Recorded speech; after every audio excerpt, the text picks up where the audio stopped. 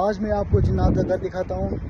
تو یہ گلگت بلتستان کے دور دراز گاؤں راموش میں یہ ایک چھوٹا سا سنسان سا ایریا ہے ویران. یہاں پہ آپ کو میں جنات کا گھر دکھاتا ہوں. اس کے بارے میں مشہور ہے کہ کئی سال صدیوں پہلے یہاں پہ جنات رہتے تھے اور یہاں پر مال مویشی چراتے تھے، تو انہوں نے یہاں پہ اپنا گھر بنایا. تو آئیے میں آپ کو دکھاتا ہوں.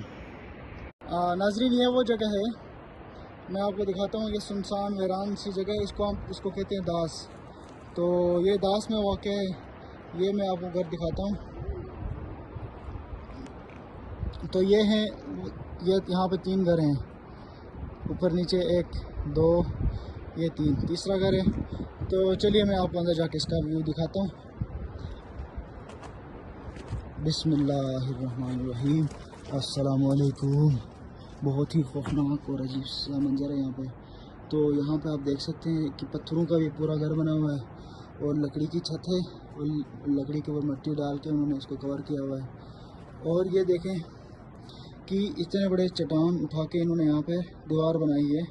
بڑی بڑی چٹانوں سے، موٹی موٹی چٹانوں سے دیواریں بنائی ہیں.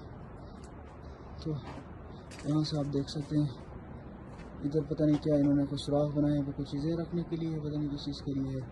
اور یہاں سے سوراخ سے اس پار دوسرا کمرہ بھی ہم دیکھ سکتے ہیں آگے. تو یہ ہے وہ گھر، یہ صدیوں پرانا ہے اور بوسیدہ ہو چکا ہے. اب یہاں پہ کوئی نہیں رہتا ہے. اب لوگ یہاں پہ آ کے، کیونکہ لوگوں کا آنا جانا شروع ہو گیا، اس وجہ سے یہاں پہ جنات کا آنا جانا بھی بند ہو گیا.